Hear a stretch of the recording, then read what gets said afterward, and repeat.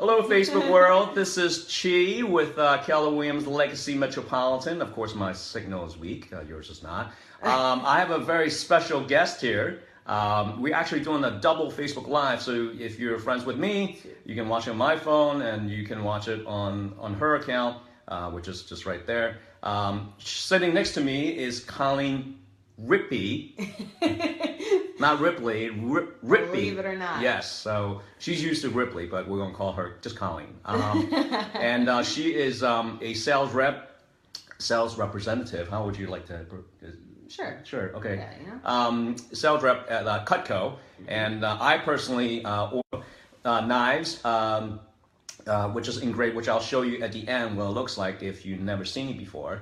But today, what I like to do is really for me to learn a little bit more about her life.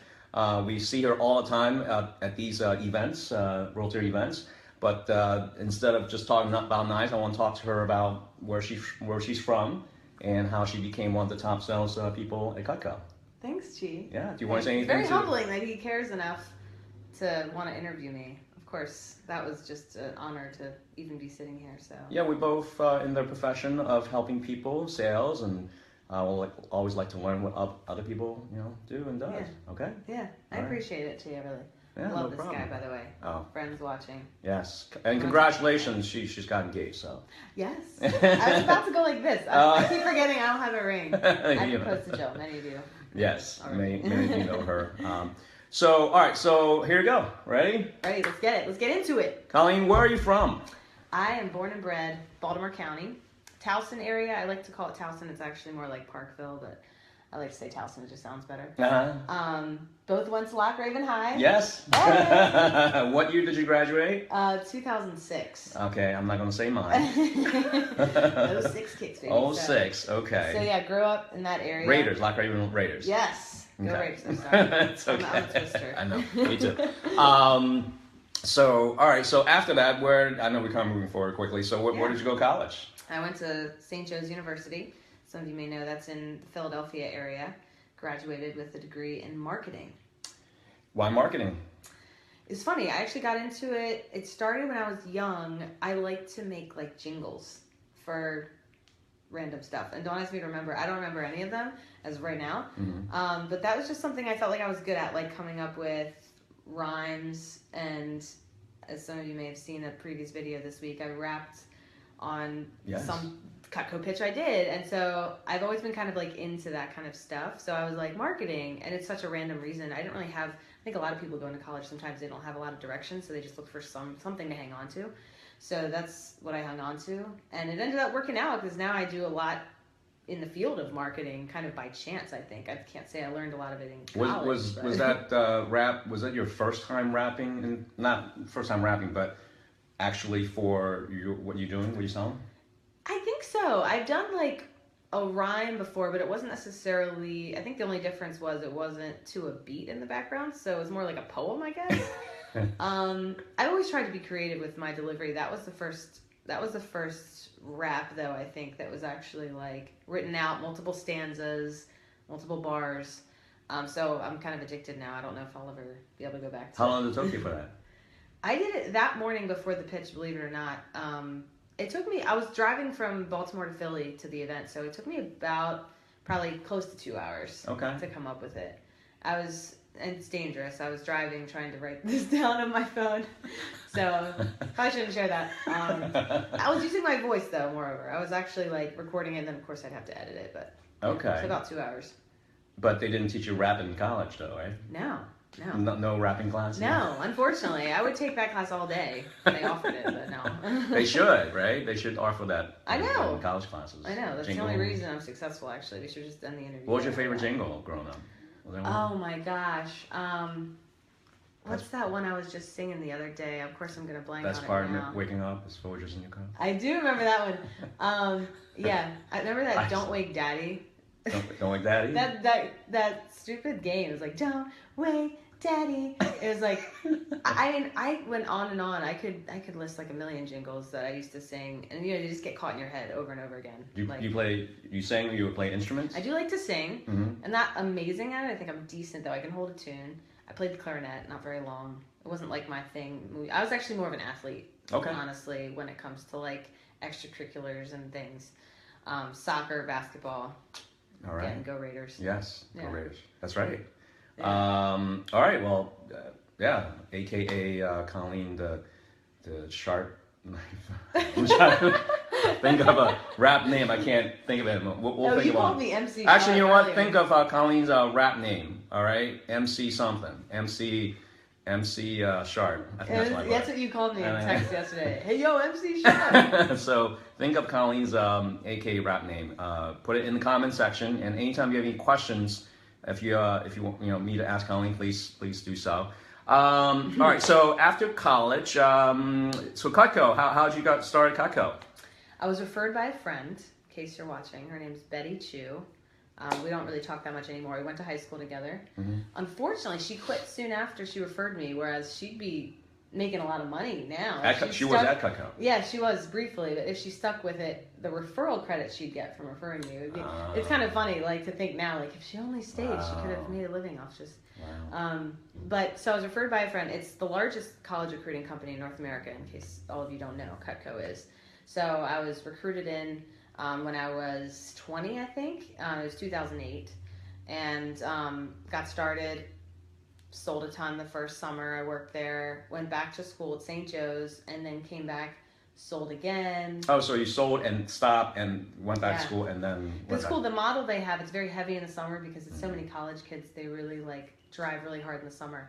And then some students continue to sell while they're in school. I wasn't one of those. I could have. And because I was in Philly, I would just have to kind of start a base out there. That wouldn't have been hard. I just didn't really have the drive to. I was definitely enjoying college while I was in there. Okay. Very much enjoying myself. Mom and Dad don't want to. Anyway, so after you graduated with your marketing degree, you went in full tilt. Yeah, and I never expected to, which is funny. I mean, anybody watching who ever sold Cutco, because so many people at some point in their life either knew somebody or actually did sell Cutco because it's such a huge recruiting company. And the average lifespan of a rep in Cutco is probably maybe a week, 2 weeks. I mean, it's like a revolving door because people weed themselves out. It's a challenging job. You face a lot of rejection. People see their family and friends and then, quit very soon after. So I never thought I would actually, each year that passed, I was like, this is probably going to be it. And then I'll get my real job. It was always what's next? The real job. Did people question it? Absolutely. And I mean, still today, it's funny, because I'm working with realtors so often, I see a lot of brokers, team leaders, and of course they're doing their job. They're recruiting, right? They're trying to get more agents. And it's sort of this assumption that it's how well could you possibly be doing selling knives, right. You're just selling knives. It can't be a career path, And I kind of believed that for at least the first half of my career. And then eventually the numbers just sort of showed themselves. And I guess you can make a career out of selling knives. And here I am 8 years later, almost 9 in May. It'll be 9 years. Flash by just like that. Yeah. And but thank goodness for you guys, for realtors, for keeping me in the game, because before I was just selling more business to consumer. I was just selling in people's homes residentially, and then eventually I transitioned to selling. Okay, and you told me after 4 years of selling to individuals and just regular people, you transitioned into selling to realtor. How did it came about? So can't take full credit. Is more like a West Coast idea. I think the first one to really dive into it was Tony Carlston. Kind of founded the whole Cutco Closing Gifts separate division or brand. So that became kind of a thing, this whole idea of presenting to groups of realtors that Cutco should be a closing gift in their business, not limited to closing gifts, client gifts, referral gifts, whatever, but used as primarily a business gift rather than just Sally and Joe buying a set for their personal home and that being that. We're selling to realtors where they buy a whole batch, like she has this gift right here. They buy a whole batch of Cutco gifts and they engrave them with their stuff on it, and then they hand them out to their clients, and then they run out and then they restock. So this was kind of an idea out west, and it really just made sense to me because, I mean, everybody wants to figure out a way to make their business more residual or more automatic and press button, right? So that kind of just made sense to me. Like, oh yeah, well, if I can build relationships with these people and have long-term relationships with them, I think that's a more efficient use of my time. So I dove into it. I was one of the first to really dive in on the East Coast, and it's cool now to see how the program has grown. I mean, there's somebody in almost every single state across the entire U.S. and Canada, and it's become this program. And now we're building teams and able to hire people, and it's becoming like a real job, a real business. Yeah, like building an actual business, not just like a sales rep, which I still consider myself, of course, because that's my strength is actually selling. But we're actually becoming like little business owners under the umbrella of Cutco. Okay, all right. And as you said, you start developing relationships with realtors. I believe, as you told me, that one of the first people was Long and Foster office, right? Yes. And it was tough in the beginning, as you said. Mm-hmm. Mm-hmm. You learned a lot from that. Yes, yeah. I actually remembered after you asked me earlier who my first actual order was, and it's Mark Risha with Cummings. Many of you watching probably know who he is. He's an ass kicker. And still today, he's one of my most regular, loyal clients. I have so much gratitude. I tell him every time he orders, I'm like, you're still number one, because he was the very first order. And he gave me so much belief in what I was doing because I sat down with him. It made sense. He ordered, I think, 5 gifts, and now he's ordering batches of like 20 at once. So that's cool to see the very first order turn into that. Not everybody works out that way, of course. But then, yeah, my first office that I was able to speak into was Long and Foster, Guy Sabatino, out in Green Spring. And he was one tough cookie to get into. I actually hope he watches this because he knows how tough he was. And every time he introduces me into his office, he talks to his agents about how persistent I am at getting in because I just wasn't taking no for an answer. But I really look back on that, and I'm so grateful how tough he was, because for the first office that I had to get into, working through the barriers that he had me work through to get in and making it seem like such a difficult task to get into a single office really like built up my capacity for challenge, because I was like, oh, if I can do this, I can get in with anybody. And then everyone else just seems so easy in comparison. So it really just, I mean... So breaking down the first barrier, because at the end, behind the barrier, that door was the golden pot. Exactly. Because I'm sure they all listened to him. Once someone come into the office and give the okay for you to come in to speak to them, that made it a lot easier. Exactly, especially when it is so rare that offices have vendors or guests come in and speak. A lot of times they are paying attention when they actually do let somebody in. So I feel like I had more respect just by quite simply standing there. And then once that meeting was over, I remember going to his office, and he referred me out to a bunch of the other Long and Fosters. I think almost all of them in the whole region. And all I really had to do was call them and say, Guy said you should do this. Guy said you should have me in. So okay, all right, come on by next office meeting. Yeah, so that was cool, because then it just like spread like a little web. It wasn't like overnight. Of course, nothing ever is. But it just, things started coming together. You get referred, and then you get referred, and then you get referred, and then you get into another office, and then soon it was in Keller Williams, and then that took off even more so. Yeah. So that was huge. Yeah, I mean, we can all relate as realtors that you have to grind, right? Yeah. You have to put in your time. Nothing's given to you. They have to trust you. That's one thing. Yeah. And not be just coming in, buy stuff. You have to give them value. Exactly. So that's great. I think there's been a lot of people joining in, especially on Colleen's side. Let's see if there's anyone. Thanks for watching, yeah. Let's see. Jill's on. Pete's on. Pete's on. Hopefully, oh, it's not. I don't know why it's not working. Oh, Dave. Oh, Julie Hoffman. What's up, girl? All right. So I was going to see if there's anyone John asking questions. Kim's on there.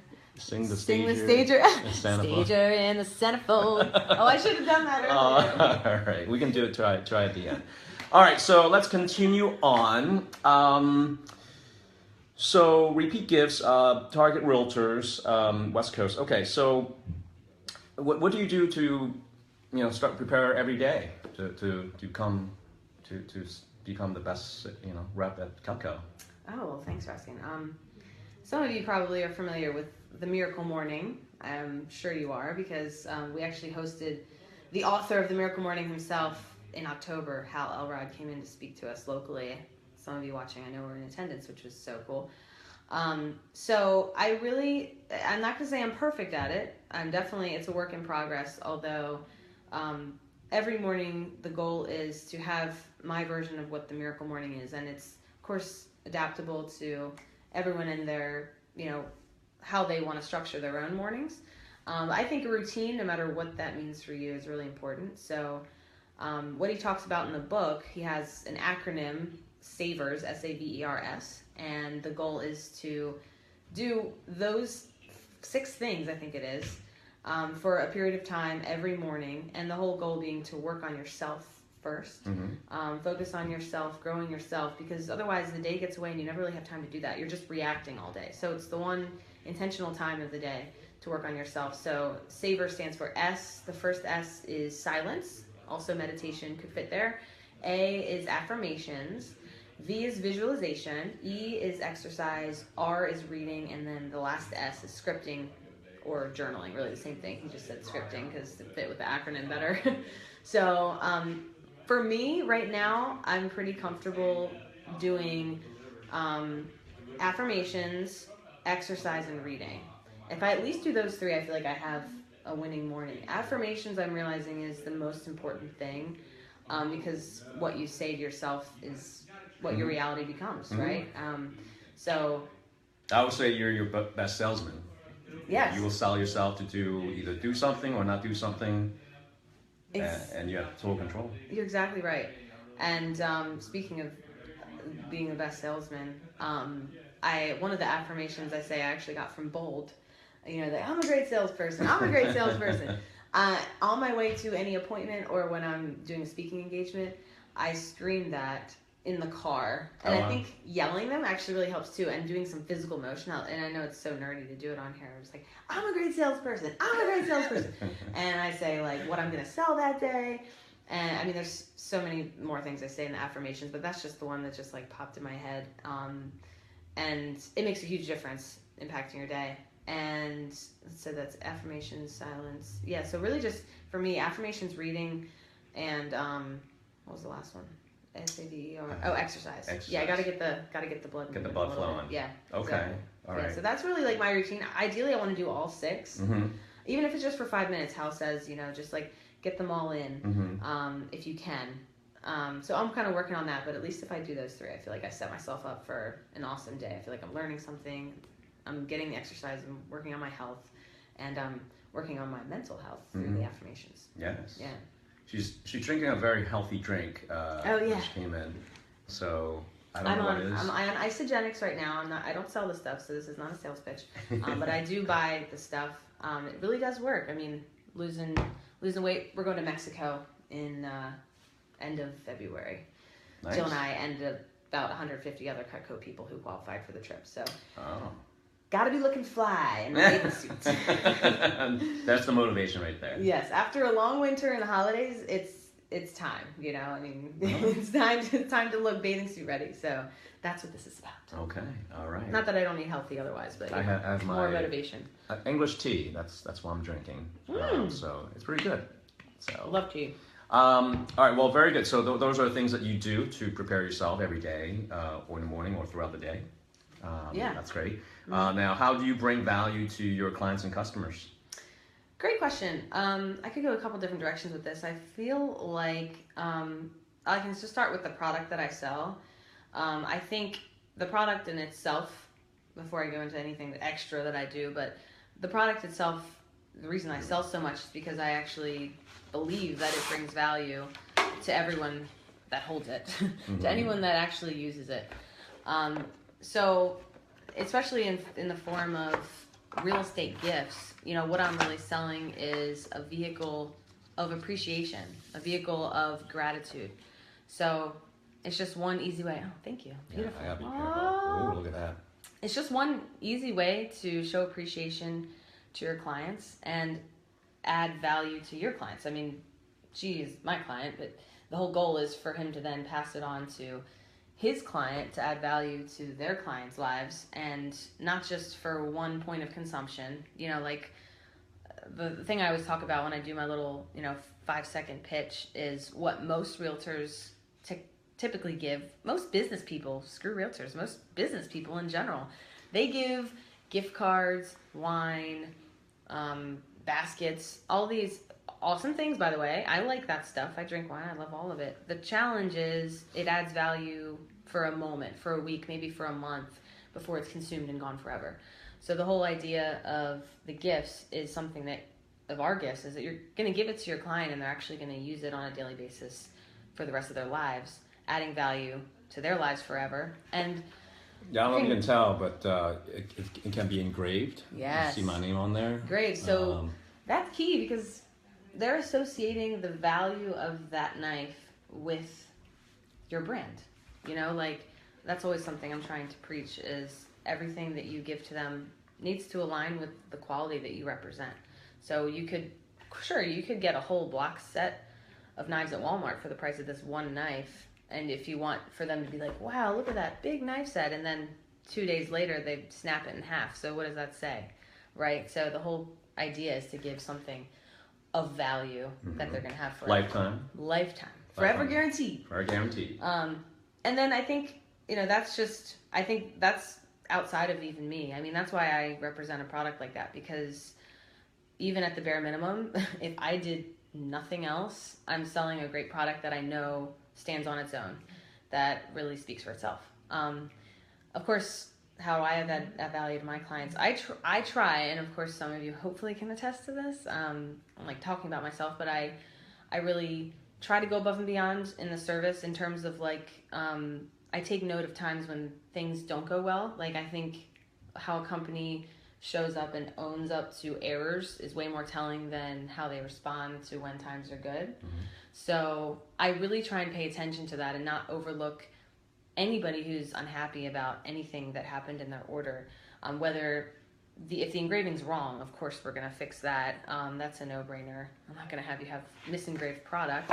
Even when it's your fault that it's wrong, aka you get a proof and you prove it wrong, I still try and help out, even if I have to come out of pocket a little bit just to make it less painful. Even if you don't like the way it looks, even whatever happens, any mistakes, I try and go above and beyond and resolve, kind of like under promise, over deliver kind of thing.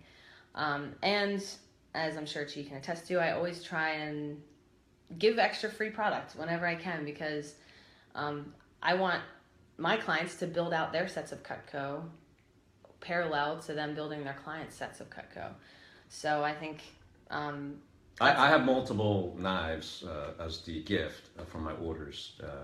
There's the vegetable knife, there's the butcher knife, there's the carving knife, there's the bagel knife. I call it the bagel knife. I want to do just one segment on that bagel knife, because it's one of my favorite. It's a fan favorite for sure. So yeah, I mean, for me, I can attest that every time I give out these knives, when I open them, I mean, their first words were, "Wow, thank you, Chi. It's nice and shiny, and you can really do some damage with this thing." Of course, I will say that please don't use it on your significant other. I don't want to be an evidence, police evidence in a court of law. Liable. But. And then I joke that, whenever I cut myself with one of these, I would yell at, Colleen's name out. Damn it! You cut me again, Colleen. So it's this is a gift that gives on giving. I have a client that he said, well, how can I get the whole set? I said, well, you can refer me 38 other clients and I'll give you the whole set. So I'm hoping to get more clients from that way. And actually that's something that I want to do to implement. Build a set program. Build a set program. Some people call it the referral rewards program. It definitely works. People work on incentives. So. Yeah, definitely. I like it. So throughout your career, it sounds like being really patient and being on the ground and grinding. It's been very important to you. How would you? And you said before, your average Cutco person 2 weeks or whatever it is. How is patient been important to you? Yeah, that's a great question too. I always think of Gary Vaynerchuk when patience comes up. We both are big Gary Vee fans. And I think I've kind of always been sort of doing this, but the way that he talks about it really makes it more clear. Like he kind of has this balance of patience and impatience together. It's like this like pull of a rubber band, you know, like a tension of opposites working in harmony. Because his long-term vision, I'm saying his, but you know, this is kind of what I try and adopt. His long-term vision is one of patience, because you know you can't build a skyscraper overnight. It takes time to do anything great. However, on a day-to-day basis, kind of like a micro level, in the dirt, as he would say, he has more of an impatience in terms of having, you know, he knows where he needs to go. Nothing can be perfect. Yeah, nothing can be perfect. He knows where he needs to go, and he's acting fast. Right. So he kind of balances this whole, like, I have one life to live, I need to maximize every day, with, at the same time, I can't expect the results to come overnight. It's still going to take years to get to where I want to be. So yeah, not like losing sight of that, but at the same time, working diligently every day and not feeling like you have all this time. You still have to put in the work.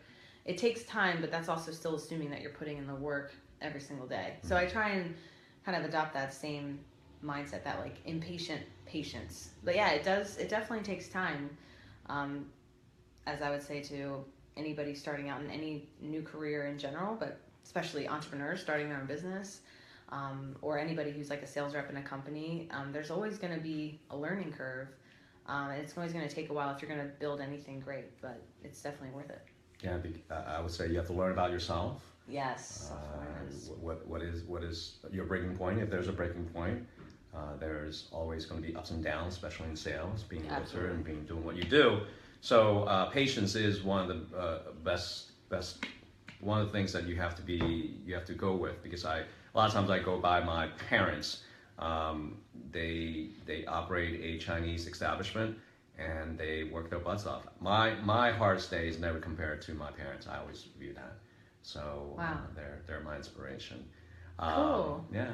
So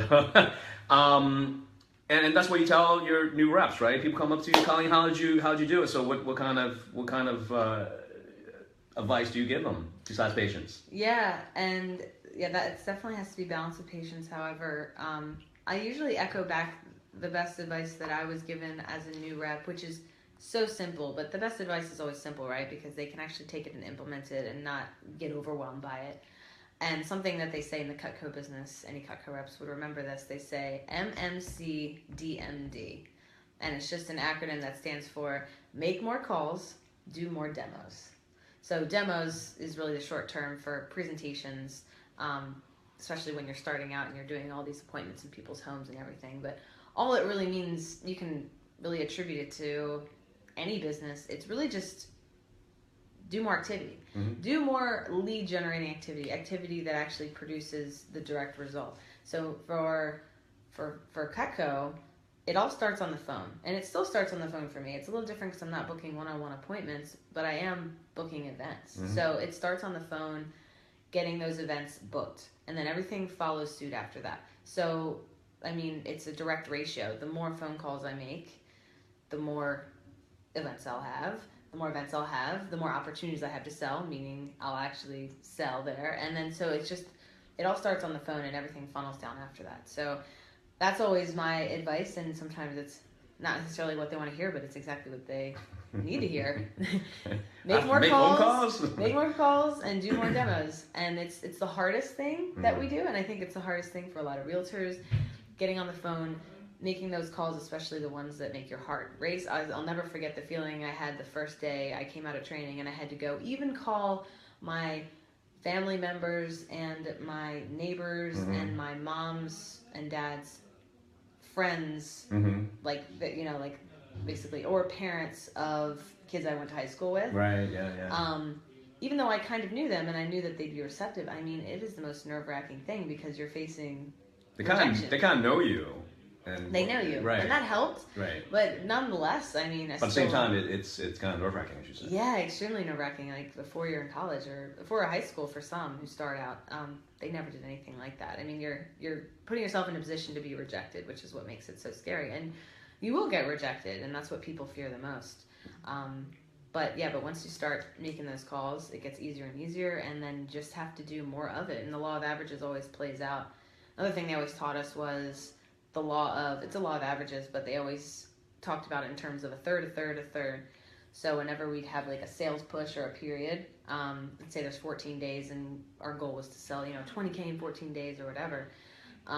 Rather than getting caught up on the results of any individual day, they would always say, oh, well, it's the law of the third. So if your day sucked today, that just means that was a sucky day, and a third of the days are going to suck. So it set up your expectations to know that a third of your days were going to suck, a third of them were going to be average, and then a third of them were going to be outstanding.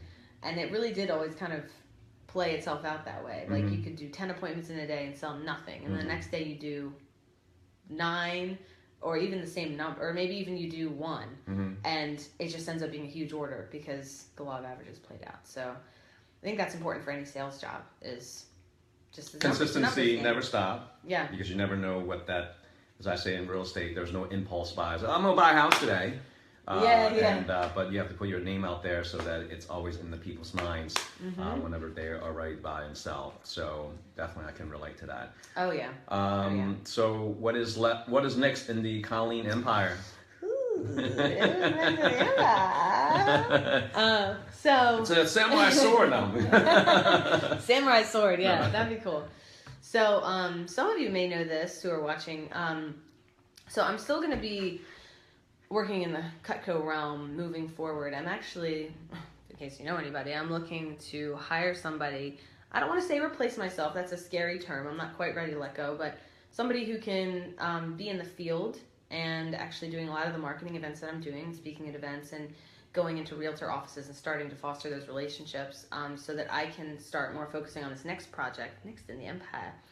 I love working with realtors, so what is coming this spring, we are launching a publication just for top 500 realtors in the Baltimore metro area.